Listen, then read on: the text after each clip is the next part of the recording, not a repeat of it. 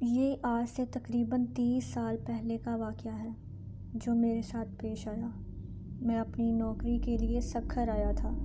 یہاں میرے ماموں جان رہتے تھے تو کچھ دن میں ان کے گھر ٹھہر گیا کہ جب تک کہیں اور میرے رہنے کا بندوبست نہیں ہو جاتا مجھے یہیں رہنا پڑے گا۔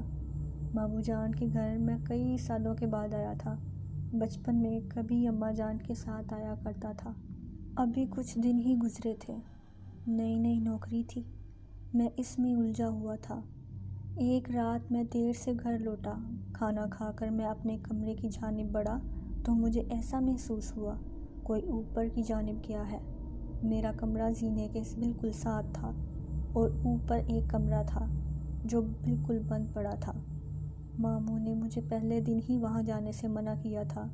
کیوں منع کیا تھا یہ نہیں بتایا، میں نے بھی زیادہ نہیں پوچھا، مگر اس وقت کون گیا ہوگا وہاں، یہ سوچ کر میں اوپر چلا گیا۔ کمرے کے باہر پہنچا تھا کہ اندر سے مجھے کسی کے ہنسنے کی آواز آئی۔ دل بری طرح دھڑکا۔ فطری تجسس کے باعث میں نے دروازہ کھولا۔ اندر کوئی بھی نہیں تھا۔ میں نے نظر گھما کر چاروں جانب دیکھا۔ کمرہ عرصہ بند رہنے کی وجہ سے کافی گندا تھا۔ آوازوں کو اپنا وہم جان کر میں پلٹنے ہی لگا تھا کہ میری ممانی نے مجھے پیچھے سے پکارا۔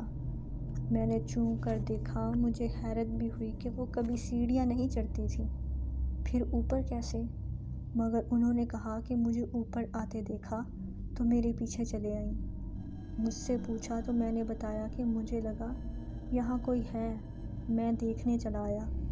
خیر میں ان کے ساتھ نیچے آنے لگا تھا۔ ابھی 2-3 سیڑھیاں ہی اتری ہوں گی کہ مجھے محسوس ہوا کوئی میرے پیچھے پھر ہنسا ہو، مگر وہاں تو ممانی تھی۔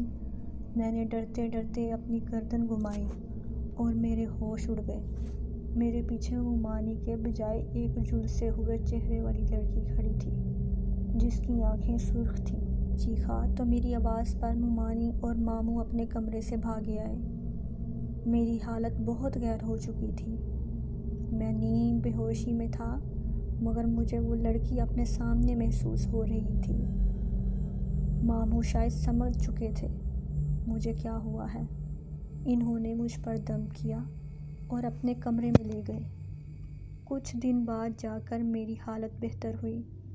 میں نے اس رات کا تمام حال کہہ سنایا تو ماموں نے بتایا کہ اوپر بند کمرے میں آسیب ہے، اس لیے وہاں کوئی نہیں جاتا، مگر وہ کسی کو نقصان نہیں پہنچاتے۔ تم نے شاید وہ دروازہ کھولا ہوگا، اس لیے تمہارے ساتھ ایسا ہوا۔ اس کے بعد میں جتنا عرصہ بھی ان کے گھر رہا کبھی زینے کے پاس کھڑا نہیں ہوا۔